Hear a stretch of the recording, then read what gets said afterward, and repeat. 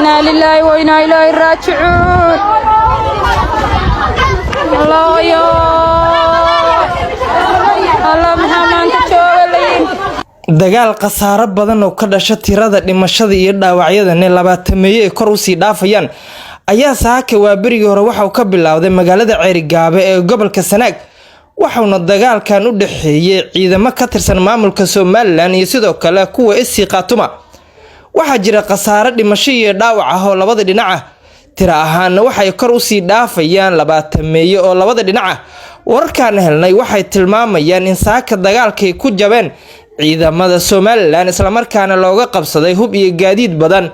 sidoo kale magaalada Ceerigaabo waxa laga soo saaray dad ku xirnaa xabsiyada isla markaana in muddo halkaasi ay ku heesteen ciidamada Soomaaliland dadka shacabka ah ee saaka halkaasi ku sugnaa qaarkood waxyeelo dhimasho iyo dhaawac ayaa soo gaaray sidoo kale waxa burburay guryo waaweyn oo ganacsiyo u badnaa waxaana sidaas oo kale ku soo dhacay madaafiic waaweyn oo ay ku soo rideen ciidamo ka tirsan Soomaaliland xaaladda magaalada Ceerigaabo hadda waa xilligan aan la hadleyno mid xaaladeedu ay tahay mid qasan walina waxa la maqlayaa daryanka hubka nuucyadiisa kala duwan waxa wararku qaar ay sheegayaan in hadda ay ku sugan yihiin magaalada Ceerigaabo ee gobolka Sanaag ciidamo ka tirsan isii qaatuma oo gabi ahaanba la wareegay magaalada Ceerigaabo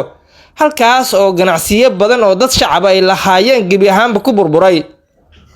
maamulka Soomaaliland ayaa sidoo kale waxay sheegteen in dagaalkaani saaka ay soo qaadeen ciidanka isii qaatuma isla markaana dhankooda ay ku jabiyeen laakiin wararkan helnay oo xaqiiqsan waxay tilmaamayaan in saaka dagaalkii ka dhacay Ceerigaabo inta badan looga awood roonaaday maamulka Soomaaliland waxaana jira dhimasho iyo dhaawac tirabeel ah goobaha dagaalka ka dhacay ayaa wali waxa laga maqlayaa hubka nuucyadiisa kala duwan xaaladdu ilaa hadda waa mid cabsi ah dadkii shacabka ahaa ee halkaasi deganaa gabi ahaanba ay ka barakaceen halka kuwa kale inay ku hanti beeleen qaarkoodna dhaawacyo iyo dhimasho ayaa ka soo gaaray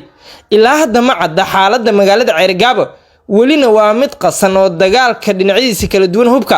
nuucyadiisa kala duwan ayaa la maqlayaa daryanka hubka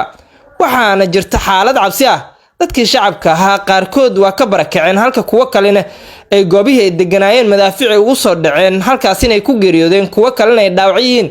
dhaawacyadana lagu dabiibayo mid kamid isbitaalada ku yaalo daafaha magaalada Ceerigaabo ee gobolka Sanaag ilaa hadda ma jirto waan iyo odayaal dhaqameed ku baxay Soomaaliland iyo sidoo kale isii qaatuma